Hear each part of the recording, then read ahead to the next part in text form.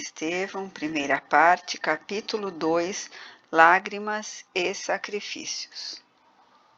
A prisão que recebera as nossas personagens em Corinto era um velho casarão de corredores úmidos e escuros, mas a sala destinada aos três, conquanto desprovida de qualquer conforto, apresentava a vantagem de uma janela gradeada, que comunicava o ambiente desolado com a natureza exterior.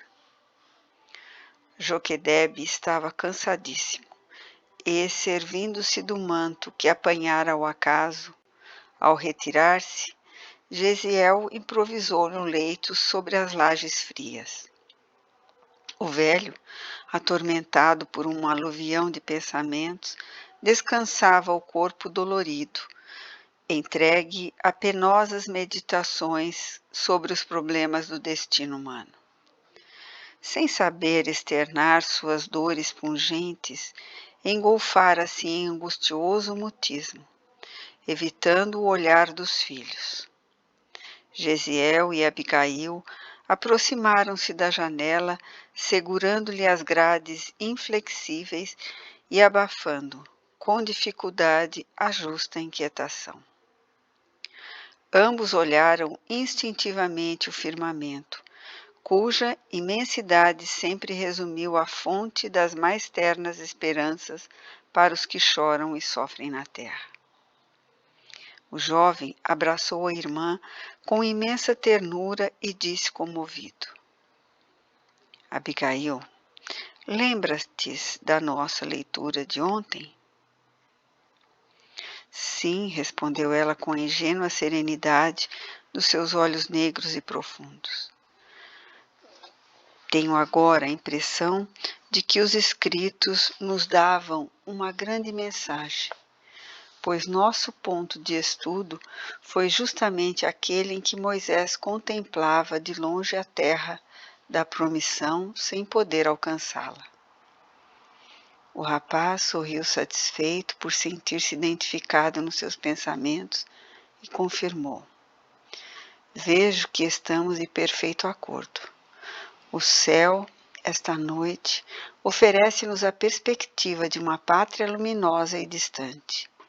Lá, continuava apontando o zimbório estrelado, organiza Deus os triunfos da verdadeira justiça. Dá paz aos tristes, confortos aos desalentos da sorte. Certamente nossa mãe está com Deus, esperando por nós. Abigail mostrou-se muito impressionada com as palavras do irmão e acentuou: Estás triste? Ficaste agastado com o proceder de nosso pai? De modo algum, atalhou o moço, afagando-lhe os cabelos. Estamos em experiências que devem ter a melhor finalidade para a nossa redenção, porque, de outro modo, Deus não nos mandaria.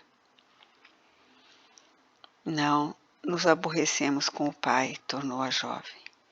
Estive pensando que, se a mamãe estivesse conosco, ele não chegaria a reclamações de tão tristes consequências. Nós não temos aquele poder de persuasão com que ela, carinhosa, sempre iluminava nossa casa. Lembras-te? Sempre nos ensinou que os filhos de Deus devem estar prontos para a execução das divinas vontades. Os profetas, por sua vez, nos esclarecem que os homens são varas no campo da criação. O Todo-Poderoso é o lavrador, e nós devemos ser os galhos floridos ou frutíferos na sua obra. A palavra de Deus nos ensina a ser bons e amáveis. O bem deve ser a flor e o fruto que o céu nos pede. Nessa altura, a bela jovem fez uma pausa significativa. Seus grandes olhos estavam velados por um tênue véu de pranto que não chegava a cair. Entretanto, continuou ela, emocionando o irmão carinhoso, sempre desejei fazer algum bem, sem jamais o conseguir. Quando nossa vizinha enviuvou, Quis auxiliá-la com dinheiro, mas não o possuía. Sempre que me surge uma oportunidade de abrir as mãos, tenho-as pobres e vazias. Então agora penso que foi útil a nossa prisão. Não será uma felicidade neste mundo. Poderemos sofrer alguma coisa por amor a Deus? Quem nada tem, ainda possui o coração para dar. E estou convicta de que o céu nos abençoará pela nossa resolução em servi-lo com alegria. O rapaz aconchegou-se ao peito e exclamou: Deus te abençoe pelo entendimento das suas leis, irmãzinha. Longa pausa estabelecia-se entre ambos, enquanto mergulhavam no infinito da noite, clara, os olhos ternos e ansiosos. Em dado instante, voltou a jovem a considerar. Por que será que os filhos de nossa raça são perseguidos em toda a parte, provando injustiça e sofrimentos? Suponho, respondeu o moço, que Deus o permite a exemplo do pai amoroso que para educar os filhos mais jovens e ignorantes, toma por base os filhos mais experientes.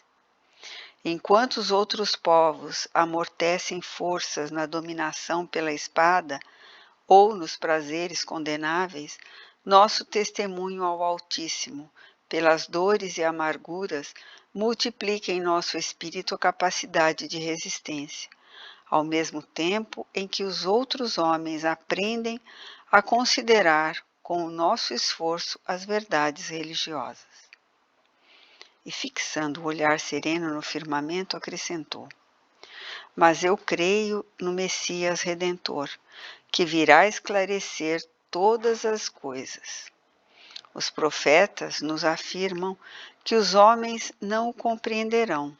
Entretanto, ele há de vir ensinando o amor, a caridade, a justiça e o perdão. Nascerá entre os humildes, exemplificará entre os pobres, iluminará o povo de Israel, levantará os tristes e oprimidos, tomará com amor todos os que padecem no abandono do coração. Quem sabe, Abigail, estará ele no mundo sem o sabermos? Deus opera em silêncio e não concorre com as vaidades da criatura. Temos fé e a nossa confiança no céu é uma fonte de força inesgotável. Os filhos da nossa raça muito têm padecido, mas Deus saberá o porquê, e não nos enviaria problemas de que não necessitássemos. A jovem pareceu meditar longamente e obtemperou depois de alguns instantes. E já que falamos em sofrimentos, como deveremos esperar o dia de amanhã? Prevejo grandes contrariedades no interrogatório. E afinal, que farão os juízes de nosso Pai e de nós próprios? Não deveremos aguardar senão desgostos e decepções, mas não esqueçamos a oportunidade de obedecer a Deus. Quando experimentou a ironia de sua mulher nas desditas extremas, Jó teve a boa lembrança de que, se o Criador nos dá os bens para nossa alegria, pode enviar-nos igualmente os dissabores para nosso proveito. Se o papai for acusado, direi que fui eu o autor do delito. E se te flagelarem por isso? Perguntou ela de olhos ansiosos. Entregar-me-ei ao flagício, com a paz na consciência. Se estiveres junto de mim nesse instante, cantarás comigo a prece dos que se encontram em aflição. E se te matarem, Gesiel? Pediremos a Deus que nos proteja. Abigail abraçou mais ternamente o irmão, que por sua vez dissimulava a custo a emoção que lhe ia na alma. A irmã querida constituíra sempre o tesouro afetivo de toda a sua vida. Desde que a morte lhes arrebatara a genitora, dedicara-se à irmã com todas as veras do coração. Sua vida pura dividia-se entre o trabalho e a obediência ao pai, entre o estudo da lei e a afeição à meiga companheira da infância. Abigail contemplava-o ternamente, enquanto ele a abraçava com o elevo da amizade pura que reúne duas almas afins. Depois de meditar longos minutos, Gesiel falou comovido. Se eu morrer, Abigail, hás de prometer-me seguir à risca aqueles conselhos da mamãe para que tivéssemos a vida sem mácula neste mundo. Lembra-te-as de Deus e da nossa vida de trabalho santificador, e nunca ouvirás a voz das tentações que arrastam as criaturas à queda nos abismos do caminho. Recordas-te das últimas observações da mamãe no leito da morte? Se recordo, respondeu Abigail com uma lágrima. Tenho a impressão de ouvir ainda as suas últimas palavras. E vocês, meus filhos, amarão a Deus acima de tudo, de todo o coração e de todo o entendimento. Gesiel sentiu os olhos úmidos com aquelas recordações e murmurou. Feliz de ti que não esqueceste. E como quem desejava mudar o rumo da conversa, acrescentou sensibilizado. Agora precisas descansar. Embora ela se recusasse o repouso, tomou-lhe o manto pobre, improvisou um leito à luz baça do luar que penetrava pelas grades e, osculando-lhe a fronte com indizível ternura, advertiu afetuosamente. Descansa. Não te impressiones com a situação. Nosso destino pertence a Deus. Abigail, para lhe ser agradável, aquietou-se como pôde, enquanto ele se aproximou da janela para contemplar a beleza da noite polvilhada de luz. Seu coração moço atufava-se de angustiosas cogitações. Agora que o pai e a irmãzinha repousavam na sombra, dava curso às ideias profundas que lhe empolgavam o espírito generoso. Buscava ansiosamente uma resposta às interrogações que mandava às estrelas distantes. Esperava com sinceridade e confiança no seu Deus de sabedoria e misericórdia, que os pais lhe deram a conhecer. A seus olhos, o Todo-Poderoso sempre fora infinitamente justo e bom. Ele que esclarecera o genitor e consolara a irmãzinha, perguntava também, por sua vez, dentro de si, o porquê das suas provas dolorosas. Como se justificava, por causa tão comezinha, a prisão inesperada de um ancião honesto, de um homem trabalhador e de uma criança inocente? Que delito irreparável haviam praticado para merecer expiação tão penosa? O pranto correu-lhe copioso ao relembrar a humilhação da irmã, mas também não procurou enxugar as lágrimas que lhe inundavam o rosto de maneira a escondê-las de Abigail, que talvez o observasse na sombra. Rememorava um a um todos os ensinamentos dos escritos sagrados. As lições dos profetas consolavam-lhe a alma ansiosa. Entretanto, vagava-lhe no coração uma saudade infinita. Lembrava-se do carinho materno que a morte lhe arrebatara. Se presente àquela transe, a mãe saberia como confortá-los. Quando criança, nas suas pequenas contrariedades, ela ensinava que, em tudo, Deus era bom e misericordioso, que nas enfermidades corrigia o corpo e nas angústias da alma esclarecia e iluminava o coração. No desfile das reminiscências, considerava igualmente que ela sempre o incitara à coragem e à alegria, fazendo-lhe sentir que a criatura convicta da paternidade divina anda no mundo fortalecida e feliz. Edificado na fé, cobrou ânimo e, depois de longas reflexões, aquietou-se na laje fria, procurando o repouso possível no silêncio augusto da noite. O dia amanheceu prenhe de lúgubres expectativas. Dentro de poucas horas, Licínio Minúcio, rodeado de numerosos guardas e satélites, recebeu os prisioneiros na sala destinada aos criminosos comuns, na qual se ostentavam alguns instrumentos de punição e suplício. Joquedebe e os filhos traíam na palidez do semblante a emoção profunda que os dominava. Os costumes da época eram excessivamente desumanos para que o juiz implacável e a maioria dos circunstantes se inclinassem à comiseração pelo aspecto desditoso deles. Alguns esbirros perfilavam-se junto dos potros de castigo, em que pendiam açoites e algemas impiedosos. Não houve interrogatório, nem depoimento de testemunhas, como seria de se esperar antes de previdências tão odiosas.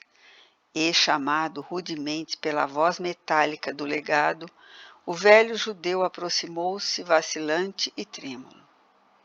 Joquedebe, exclamou o algoz impassível e sanhudo, os que desacatam as leis do império devem ser punidos de morte. Mas eu procurei ser magnânimo em consideração à tua velhice desamparada. Um olhar de angústia e expectação transfigurou o rosto do acusado, enquanto o patrício esboçou um sorriso irônico. Alguns operários lá da herdade, continuou Licínio, viram-te as mãos perversas na tarde de ontem, quando incendiaste as pastagens. Este ato redundou em sérios prejuízos para os meus interesses, além de ocasionar males talvez irreparáveis à saúde de 2 servos muito prestimosos. Como nada tens de teu para compensar o dano causado, receberás o justo corretivo em flagelações, para que nunca mais venhas a erguer tuas garras de abutre contra os interesses romanos. Sob o olhar angustiado e lacrimoso dos filhos, o velho israelita ajoelhou-se e murmurou: Senhor, por piedade. Piedade? Berrou Minúcio com rispidez. Cometes um crime e imploras favores? Bem se diz que tua raça se compõe de vermes asquerosos e desprezíveis. E designando o tronco, disse friamente a um dos sequazes: Pessênio, havia-te, vergas-te o 20 vezes. Ante a muda aflição dos jovens, o respeitável ancião foi solidamente algemado. O castigo ia começar quando Gesiel, rompendo a expectativa geral, aproximou-se da mesa e falou com humildade. Questor ilustríssimo, perdoai-me a covardia de haver calado até agora. Asseguro-vos, porém, que meu pai está sendo acusado injustamente. Fui eu quem incendiou os terrenos de vossa propriedade, perturbado pela sentença de confisco exarada contra nós.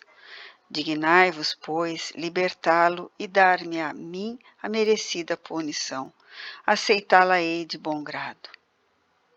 O patrício teve um lampejo de surpresa nos olhos frios que se caracterizavam por mobilidade extrema e acentuou. Mas não auxiliaste os meus homens a salvar uma parte das termas? Não foste o primeiro a medicar Rufilho? Assim fiz, levado pelo remorso, ilustríssimo, retrucou o rapaz, ansioso por isentar o pai do suplício iminente. Quando vi a extensão do fogo comunicando-se às árvores, temi as consequências do ato praticado, mas agora confesso ter sido seu autor. Nesse interim, receoso pela sorte do filho, Joquedebe exclamou intimamente atormentado. Gesiel, não te inculpes por uma falta que não cometeste. Mas, pontilhando as palavras com extrema ironia, O legado replicou, dirigindo-se ao moço hebreu. Está bem. Poupei-te até agora baseado nas falsas informações que me deram a teu respeito. Contudo, terás também o teu quinhão de disciplina indispensável. Teu pai pagará pelo crime que me foi visto, de maneira inegável, e tu pagarás pelo que confessaste espontaneamente. Colhido de surpresa pela decisão que não esperava, Gesiel foi conduzido ao poste de tortura, em frente da angústia paterna. A seu lado, postou-se o companheiro de Pessênio, que o atou sem piedade aos elos de bronze, e as primeiras vergastadas começaram a lamber-lhe o dorso impiedosas e isócronas. 1, 2, 3. Joquedebe revelava profunda debilidade, vendo-se-lhe o peito a arfar penosamente, ao passo que o filho demonstrava tolerar o suplício com heroísmo e nobre serenidade. Ambos, de olhos fixos em Abigail, que os contemplava, excessivamente pálida, entremostrando nas lágrimas ardentes que derramava o cruciante martírio do seu espírito afetuoso. A punição ia quase a meio quando um mensageiro entrou no recinto e, em voz alta, anunciou o legado em tom solene. Ilustríssimo, portadores de vossa casa participam que o servo Rufilho acaba de falecer. O cruel patrício franziu o sobrolho, como costumava fazer nos momentos de explosão colérica. Sentimentos rancorosos lhe afloraram a face, que a perversidade do egoísmo exacerbado vincara de traços indeléveis. Era o melhor dos meus homens, bradou. Estes judeus malditos pagarão muito caro esta afronta. Filócrio, aplica-lhe mais 20 vergastadas e em seguida leva-o à prisão, de onde deverá seguir para o cativeiro nas galeras. Entre as pobres vítimas e a jovem aflita, trocou-se um olhar de significação intraduzível. Aquele cativeiro era a ruína e a morte, e ainda não se haviam recobrado da cruel surpresa quando o juiz inexorável prosseguiu. Quanto a ti, Pessênio, renova a tarefa. Esse velho criminoso e sem escrúpulos pagará a morte do meu fiel servidor. Golpeia-lhe as mãos e os pés até que fique impossibilitado de caminhar e praticar o mal. Ante a sentença iníqua, Abigail caiu de joelhos em preces ardentes. Do peito do irmão escapavam fundos suspiros, nevoando-se-lhe os olhos de lágrimas dolorosas. Ao conjecturar a inexorável desdita da irmãzinha, enquanto o pai lhe buscava ansiosamente o olhar, receoso da hora extrema. As vergastadas continuavam sem trégua, mas, de uma feita, Pessênio não conseguira equilibrar-se e a aguçada ponta de bronze do açoite lanhou fundo a garganta do pobre israelita, jorrando o sangue em borbotões. Os filhos compreenderam a gravidade da situação e entreolharam-se ansiosos. Em preces de sublimado fervor, Abigail dirigia-se a Deus, àquele Deus terno e amoroso que sua mãe lhe ensinara a adorar. Filócrio concluíra a sua empreitada. A fronte de Gesiel erguia-se a custo, exibindo pastoso suor tisnado de sangue. Os olhos fixavam-se na irmã muito amada, mas em todo o seu aspecto deixava transparecer profunda fraqueza que lhe anulava as últimas resistências. Incapaz de definir os próprios pensamentos, Abigail repartia sua atenção angustiada com o pai e o irmão. Todavia, em breves instantes, o fluxo incessante do sangue que corria abundante Joquedebe deixou pender para sempre a cabeça alvejada de cabelos brancos. O sangue alargara as vestes e empastava-lhe nos pés. Sob o olhar cruel do legado, ninguém ousou articular palavra. Apenas o açoite, cortando o ambiente morno da sala, quebrava o silêncio num silvo singular. Mas notaram que do peito da vítima ainda se escapavam palavras confusas, das quais sobressaíam as carinhosas expressões. Meus filhos, meus queridos filhos. A jovem talvez não pudesse compreender que chegara o momento decisivo, mas Gesiel, não obstante o terrível sofrimento daquela hora, tudo compreendeu e, num esforço profundo, gritou para a irmã: Abigail, papai está expirando. Tenha coragem, confia. Não posso acompanhar-te na oração, mas faze por todos nós a prece dos aflitos. Dando mostras de fé invejável em tão amargurada circunstância, a jovem, de joelhos, fixou longamente o velho cujo peito já não arfava. Depois, erguendo os olhos ao alto, começou a cantar com voz trêmula, porém harmoniosa e cristalina. Senhor Deus, Pai dos que choram, dos tristes, dos oprimidos, fortaleza dos vencidos, consolo de toda a dor, embora a miséria amarga dos prantos de nosso erro, desse mundo de desterro chamamos por vosso amor. Nas aflições do caminho, na noite mais tormentosa, vossa fonte generosa é o bem que não secará. Sois em tudo a luz eterna da alegria e da bonança, nossa porta de esperança que nunca se fechará. Suas expressões vocais enchiam o ambiente de sonoridade indefinível. O canto assemelhava-se mais a um gorjeio de dor de um rouxinol que cantasse ferido em uma alvorada de primavera. Tão grande, tão sincera se revelara a fé no Todo-Poderoso, que sua atitude geral era de uma filha carinhosa e obediente, comunicando-se com o Pai silencioso e invisível.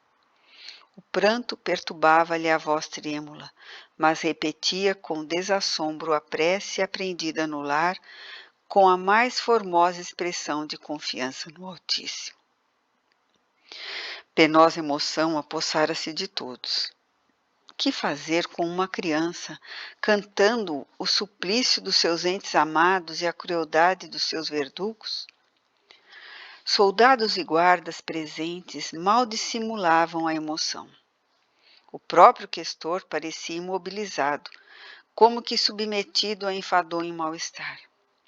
Abigail, estranha à perversidade das criaturas, suplicando o amparo do Onipotente, não sabia que o cântico era inútil à salvação dos seus, mas que despertaria a comiseração pela sua inocência, ganhando-lhe assim a liberdade. Recobrando alento e percebendo que a cena ferira a sensibilidade geral, Licínio esforçou-se por não perder a dureza do espírito e recomendou a um dos velhos servidores em tom imperioso: Justino, leva esta mulher para a rua e solta-a, mas que não cante mais, nem mesmo uma nota. Diante da ordem retumbante, Abigail não terminou a oração, emudecendo instantaneamente, como se obedecesse a estranho estacado. Lançou ao cadáver ensanguentado do pai um olhar inesquecível e logo, contemplando o irmão ferido e algemado, com que trocava as mais íntimas impressões na linguagem dos olhos, doridos e ansiosos, sentiu-se tocada pela mão calosa de um velho soldado que lhe dizia em voz quase áspera: Acompanha-me. Ela estremeceu. Todavia, endereçando a Gesiel o derradeiro e significativo olhar, seguiu o preposto de Minúcio sem resistência. Após atravessar inúmeros corredores úmidos e sombrios, Justino, modificando sensivelmente a voz, deu-lhe a perceber extrema simpatia por sua figura quase infantil, murmurando-lhe ao ouvido comovidamente: Minha filha, também sou pai e compreendo o teu martírio. Se queres atender a um amigo, escuta meu conselho. Foge de Corinto a toda pressa. Vale-te desse instante de sensibilidade dos teus verdugos e não voltes aqui. Abigail cobrou algum ânimo e, sentindo-se encorajada por aquela simpatia imprevista, perguntou extremamente perturbada: E meu pai? Teu pai descansou para sempre, murmurou o generoso soldado. O pranto da jovem se fez mais copioso, borbulhando-lhe dos olhos tristes. Todavia, ansiosa por defender-se contra a perspectiva de solidão, perguntou ainda: Mas e meu irmão? Ninguém volta do cativeiro das galeras, respondeu Justino com um olhar significativo. Abigail levou as mãos pequeninas ao peito, desejando afogar a própria dor. Os gonzos de velha porta rangeram vagarosamente e o seu inesperado protetor exclamou, apontando a rua movimentada: Vai em paz e que os deuses te protejam. A pobre criatura não tardou a sentir um insulamento entre as fileiras de transeuntes que cruzavam, apressados, a via pública. Habituada aos carinhos domésticos no lar, onde o idioma paterno substituía a linguagem das ruas, sentiu-se estranha no meio de tantas criaturas inquietas, assoberbadas de interesses e preocupações materiais. Ninguém lhe notava as lágrimas, nenhuma voz amiga procurava inteirar-se das suas íntimas angústias. Estava só. Sua mãe fora chamada por Deus anos antes. Seu pai acabava de sucumbir covardemente assassinado. O irmão, prisioneiro e cativo, sem esperança de remissão.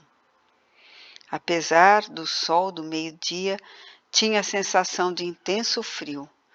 Deveria regressar ao ninho doméstico? Mas com que fim, se haviam sido expulsos? A quem confiar a sua enorme desdita? Lembrou-se de uma velha amiga da família. Procurou-a. A viúva Sostênia, muito afeiçoada à sua mãe, recebeu-a com o sorriso generoso da velhice bondosa.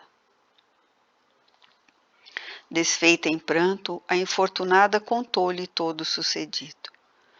A veneranda velhinha, acariciando-lhe a cabeleira anelada, falou comovida. Nas perseguições passadas, nossos sofrimentos foram os mesmos. E dando a entender que não desejava reviver antigas e dolorosas reminiscências, Sostênia acentuou: É indispensável o máximo de coragem nas situações penosas como esta. Não é fácil elevar o coração em meio de tão terríveis escombros, mas é preciso confiar em Deus nas horas mais amargas. Que contas fazer agora que todos os recursos desapareceram? Por minha vez, nada posso oferecer-te, senão o coração amigo, pois também aqui estou por esmola da pobre família que me agasalhou caridosamente na última tempestade da minha vida. Sustênia, disse Abigail suspirando, meus pais me prepararam para uma existência de corajoso esforço próprio. Estou pensando em recorrer ao legado e suplicar-lhe um cantinho da nossa chácara para ali viver uma vida honesta, na esperança de reaver Gesiel e sua fraterna companhia. Que pensas a respeito? Notando a indecisão da veneranda amiga, continuou. Quem sabe o questor Licínio se condoerá da minha sorte? Minha resolução talvez o enterneça. Voltarei para casa e levarei-te comigo. Ser-me-ias uma segunda mãe para o resto da vida. Sostênia conchegou-a de encontro ao coração e acentuou de olhos úmidos. Minha querida, tu és um anjo, mas o mundo ainda é propriedade dos maus.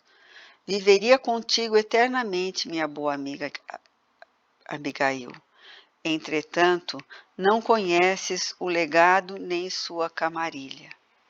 Ouve, filha, é preciso que fujas de Corinto, de modo a não incindires em mais duras humilhações. A moça teve uma exclamação de abatimento e depois de longa pausa acrescentou: aceitarei teus conselhos, mas antes de qualquer providência necessito voltar a casa. Para quê? Interrogou a amiga admirada. É imprescindível que partas quanto antes.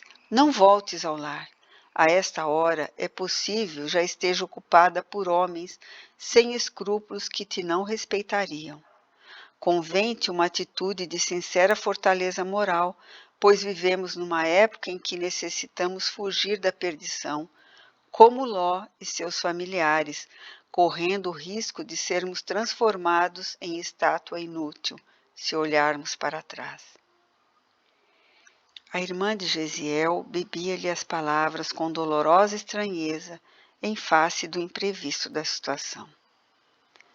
Passado um momento, Sostênia levou a mão à fronte, como a recordar uma providência oportuna, e falou com animação. Lembras-te de Zacarias, filho de Hanã? Aquele amigo da estrada de Sencreia? Ele mesmo.